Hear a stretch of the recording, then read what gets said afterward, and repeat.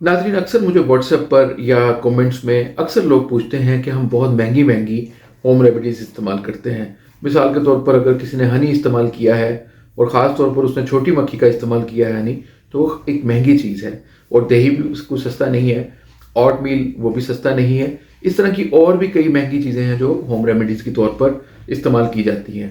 ज़ाफ़रान का इस्तेमाल किया जाता है, बहुत ही महंगी आइटम है ये। इसके बावजूद भी उन पर ये होम रेमेडीज़ काम नहीं करती, अगरचे ये बहुत ज़्यादा स्ट्रॉन्ग होने के बावजूद भी। इसकी क्या वजह है? इसकी वजह ये होती है कि हमारी स्किन के अंदर बहुत सारे ऐसे टॉक्सिन्स, ऐसी रुकावटें पैदा हो चुकी होती हैं जो हमारी स्किन के सेल्स को हेल्दीली ग्रो करने से रोक रही होती हैं।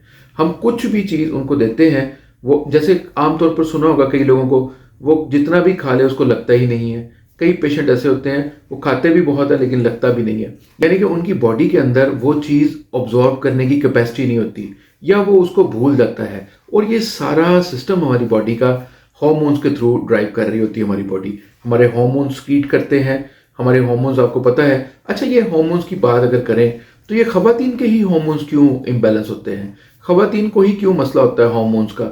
डॉक्टर अक्सर खवातीन को ही बताते हैं। मर्दों के क्या हार्मोन्स नहीं होते? मर्दों के भी हार्मोन्स होते हैं, मर्दों में भी हार्मोन्स होते हैं, हर तरह के हार्मोन्स होते हैं। लेकिन मर्द चूंकि अल्लाह ताला ने इसको सख्त जान बनाया है निस्बतन औरत को, औरत सिनफ नाजुक है। औरत अपनी ज़िंदगी के मामलात में खुशियों और गमियों के असरात, सदमात के असरात निस्बतन ज़्यादा लेती है। इमोशंस ज़्यादा स्ट्रॉन्ग होते हैं। मर्द थोड़ा सा, चूँकि उसने दिन में दुनिया से मिलना है, लोगों के पास जाना है, लोगों से कारोबार है उसके, कोई किसी तरह का बंदा है, कोई किसी तरह का, तो अल्लाह ताला ने उसको थोड़ा सा इसकी प्रोटेक्शन दी है कि वो जल्दी उसके हार्मोन्स डिस्टर्ब नहीं होते। हार्मोन्स सब में ही होते हैं, मर्दों में भी होते हैं, औरतों में भी होते हैं। तो जिस वक्त हमारे हार्मोन्स इम्बैलेंस होना शुरू हो जाते हैं तो हमारी बॉडी की ड्राइव जो है, जो स्मूथली हमारी ऑर्गन्स सारा वर्क कर रहे होते हैं, वो ठीक नहीं रहती। मसलन अगर किसी बंदे का पेट खराब हो तो उसको अब जो भी डाइट दें, जितनी भी अच्छी डाइट दें, वो वैसे ही ड्रेन हो जाएगी, वो उसको लगेगी नहीं। किसी बंदे के पेट में कीड़े हैं, वो खुराक उसको नहीं लगती। इस तरह ही और कई चीज़ें हैं जिसको हमें मद्देनज़र रखना चाहिए कि हमारी बॉडी के अंदर सम टाइम कुछ चीज़ें मांगती हैं ये चीज़ कि उनको भी ट्रीट किया जाए, उनको भी कुछ ना कुछ फोकस किया जाए, उन पर भी तवज्जो देनी चाहिए। हमारी नफ्सियाती कैफियत, हमारी मिजाजी कैफियत, हमारे जो इन्वायरमेंटल चेंजेस होती हैं, ये हमारी ज़िंदगी के ऊपर बहुत ज़्यादा असरात डालती हैं। इसी तरह हमारी स्किन है जिसके अंदर सर्कुलेटरी सिस्टम के ज़रिए हमारा ब्लड कैरी करता है मिनरल्स को, वाइटामिन्स को, वो पहुंचाता है हर सेल को जहां पर सेल्स की ग्रोथ हो रही होती है। हेल्दी सेल कैसे बने, उस पर वो हमारी सारा इंतज़ार होता है कि हमारी ब्लड की सर्कुलेशन कैसी है, हमारा ब्लड की जो सर्कुलेशन होने के बाद उसके अंदर मिकदार कितनी है, वाइटामिन्स कितने हैं, मिनरल्स कितने कितने हैं। अब ये हमने जब जो खुराक खाई थी वो वहाँ पर हमने दिए थे बाहर से, ये डाइजेस्ट हुए हैं। डाइजेस्ट होने के बाद बॉडी ने इनको जहाँ जहाँ की चीज़ें चाहिए वहाँ वहाँ भेजना शुरू किया। जिन चीज़ों को खून में शामिल करना था उनको खून में शामिल किया। लेकिन क्या सबकी हो रही हैं? नहीं। यही तो वो सवाल है कि सबकी क्यों नहीं हो रही। अब कुछ लोग हैं जिनकी बॉडी में बहुत ज़्यादा खाने के बावजूद, बहुत अच्छा खाने के बावजूद भी बॉडी स्टोर ही नहीं करती, ब्लड के अंदर वो चीज़ें नहीं होती, खाली ब्लड चल रहा होता है। मतलब खाली ब्लड से मुराद ये है कि उसके अंदर बहुत कम मिकदार होती है जो प्रॉपरली आपकी बॉडी को, जो स्किन को न्यूट्रिएंट्स चाहिए वो नहीं मुयसर कर पाती। अच्छा, अगर फ़र्ज़ करें कि ब्लड के अंदर वो चीज़ें आ भी गई हैं, अगर स्किन के अंदर बैरियर्स लगे हुए हैं, स्किन के अंदर कई रुकावटें हैं ऐसी जिनको तोड़ना ज़रूरी है, जिनके जो रुकावट बन जाती हैं सेल्स तक मुनासिब ग़िज़ा जो पहुंचनी चाहिए सेल को, वो नहीं पहुंचती। तो इसके लिए हमारी, अच्छा अब ये एक और चीज़ जो सबसे ज़्यादा इम्पॉर्टेंट है कि हमारी एज फैक्टर। अब देखिए, हम जब बच्चा होता है वो तेज़ी से ग्रो कर रहा होता है। अक्सर माँ इस चीज़ को जानती है कि बच्चों के अमूमन सीजनल कपड़े हमने लिए, वो उस सीज़न में भी पूरे नहीं रहे। यानी कि वो सीज़न अगर 4 माह का था तो उस सर्दियों के 4 माह के कपड़े ले लिए या गर्मियों के, तो वो पूरा सीज़न भी नहीं गुजरता कि वो बच्चे के कपड़े छोटे हो जाते हैं। इतनी तेज़ी के साथ खुलियात ग्रो कर रहे होते हैं। कौन से खुलियात? हमारी हड्डियां भी खुलियात से बनी है ना। तो ये सारी चीज़ें हमारी ग्रोइंग एज होती है। ये ग्रोइंग एज के अंदर हर चीज़ खुद ब खुद मैनेज भी हो रही होती है। एक पावरफुल उसके अंदर वो एक ग्रोइंग इम्पैक्ट आया होता है हर चीज़ के अंदर। तो सब चीज़ें ठीक चल रही होती है। लेकिन जैसे जैसे हमारी उम्र बढ़ती जाती है, लड़कपन आता है, हमारी ये ग्रोथ रेट स्लो होना शुरू हो जाती है। मतलब 16 के बाद, 17 के बाद अमूमी तौर पर जो बच्चों ने कद गेन करना होता है वो 15 तक कर लेते हैं। अगरचे 20 तक या 20 के बाद भी बढ़ सकता है कद, बट जो असल जो हाइट है वो 15 तक होती है। उसके बाद फिर हम ये समझते हैं कि बस ये तकरीबन अपने कद को पहुंच गया बच्चा, तो उसके बाद ये स्लो हो जाता है या रुक भी सकता है। और इसी तरह से कुछ मुख्तलिफ लोगों में मुख्तलिफ होती हैं ये चीज़ें। और इसी तरह से जैसे ही हम 20 को क्रॉस करते हैं या 25 को क्रॉस कर लेते हैं, तो ये हमारी जवानी की पीक है। हम जवानी की उस चोटी के ऊपर खड़े होते हैं जहाँ पर अब हर चीज़ हमारी फुल ज़बरदस्त किस्म की जो मिलनी थी वो मिल चुकी है। 25 के बाद हमारी बॉडी के ग्रोइंग रेट्स कम होना शुरू हो जाते हैं। अब 25 के बाद क्या होता है, हमें फील नहीं होता।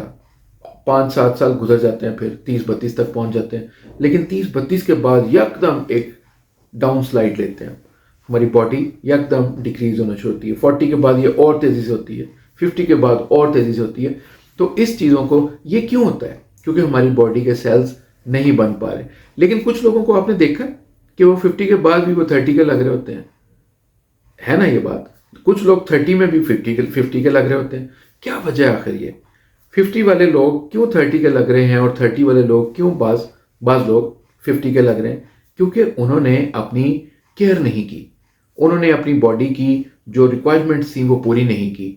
उन्होंने अपनी बॉडी को, अब आप एक मिजाज में ख़ास चीज़ देखेंगे जिनके 50 के बाद भी 30 पे लगने वाले लोग, वो उनकी एक हैबिट होगी सुबह की सैर। अब सुबह की सैर जो है वो बहुत ही इंपॉर्टेंट है। उसमें आपको सन बाथ मिलता है, सूरज की रोशनी मिलती है जो आपको विटामिन डी प्रोवाइड कर रही होती है आपकी बॉडी के अंदर। अच्छा, उनको स्वेटिंग हो रही होती है, वो डिटॉक्सीफाई हो रही होती है स्किन मुसलसल उनकी। फिर उनका गट हेल्थ जो है वो बेहतर रहती है, उनका डाइजेस्टिव सिस्टम बेहतर रहता है, अच्छे से ग़िज़ा हज़म होती है, जो न्यूट्रिएंट्स चाहिए वो मिल रहे होते हैं, वो पूरी तरह से प्रॉपर हज़म कर रही होती है। और फिर इससे स्ट्रेस लेवल कम होता है। जब स्ट्रेस लेवल कम होता है तो हमारे हार्मोन्स हैप्पीली सारे सही काम कर रहे होते हैं और हमारी बॉडी सही तरह से एक अच्छे अंदाज से अपने आप को मैनेज करती है। यानी कि रिंकल फ्री जो स्किन है वो 50 के बाद भी हो सकती है, लेकिन रिंकल वाली स्किन जो है वो आपको 25 के बाद किसी वक्त भी मिल सकती है। बहुत सारी ख़वातीन मुझसे रब्ता करती हैं कि जी हमारे रिंकल्स आ गए हैं, एज मेरी 25 है, 28 है, 30 है। अब ये एज तो नहीं है रिंकल्स वाली, तो इसलिए स्किन को डिटॉक्सीफाई करने की ज़रूरत है, बॉडी को अंदरूनी तौर पर डिटॉक्सीफाई करने की ज़रूरत है। तो मैं अपने पेशेंट्स को अपनी प्रैक्टिस के अंदर डिटॉक्स कोर्स करवाता हूँ, जिसके अंदर खाने की मेडिसिन भी देता हूँ जो हार्मोन्स को बैलेंस करती है, ब्लड को प्योरीफाई करती है, स्किन को ग्लो करती है। यानी कि जब आपका ब्लड प्योरीफाई हो जाता है तो आपकी स्किन ग्लो करती है। स्किन क्या ग्लो करती है? आपकी पूरी बॉडी के ऑर्गन हेल्दीली ग्रो कर रहे होते हैं, हेल्दीली चले ग्लो ही कर रहे होते हैं। नज़र नहीं आ रहे होते हमें, लेकिन वो उनकी चमक दमक, उनका खुशी से काम करना, ये हमारी बॉडी की अपीयरेंस हमारी स्किन के ऊपर नज़र आ रहा होता है, हमारी शख्सियत में नज़र आ रहा होता है, हमारे मूड मिजाज में नज़र आ रहा होता है। तो इसलिए मैं रिकमेंड करूँगा कि साल में एक बार हर शख्स को डिटॉक्स कोर्स ज़रूर करना चाहिए। ये स्किन को रिफ़्रेश कर देता है, बॉडी को रिफ़्रेश कर देता है, बॉडी के जितने हमारे सिस्टम्स हैं उनको ठीक कर देता है, रेगुलेट कर देता है और सही स्ट्रीमलाइन कर देता है, उनको सही तरह से ऑर्गेनाइज हो जाते हैं। हमारी बॉडी एक नेचुरल इंसान की तरह खुद ब खुद का निज़ाम उसके मजबूत हो जाते हैं और इंसान की जो शख्सियत है वो खूबसूरत होती है। डिटॉक्स कोर्स के अंदर ये डिटॉक्स कोर्स मैं इस तरह से देता हूँ अपनी पेशेंट्स को। उसके अंदर एक ये फेस वॉश है, बहुत ही ज़बरदस्त किस्म का है, जेंटल एक्सफोलिएटर, ज़बरदस्त किस्म का, यानी कोई साइड इफ़ेक्ट्स नहीं डालता। और ये स्किन टॉनिक है, ये स्किन को एक टॉनिक की तरह ग़िज़ाइयत भरपूर तरीके से देता है। और इसका स्प्रे है, ये पेनिट्रेट करता है स्किन के अंदरूनी लेयर्स में जाके ये काम करता है और ज़बरदस्त तरीके से स्किन को अंदर से ठीक करता है।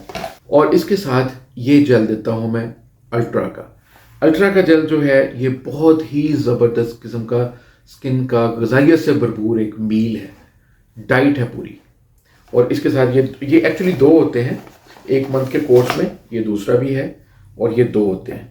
और इसके साथ जो मेडिसिन देता हूँ मैं खाने की, ये 1 मंथ की मेडिसिन होती है। मैं ये समझता हूँ कि साल में एक दफ़ा हर शख्स को ये डिटॉक्स कोर्स ज़रूर करना चाहिए। आज के लिए इतने ही, इजाज़त दें, अल्लाह हाफ़िज़।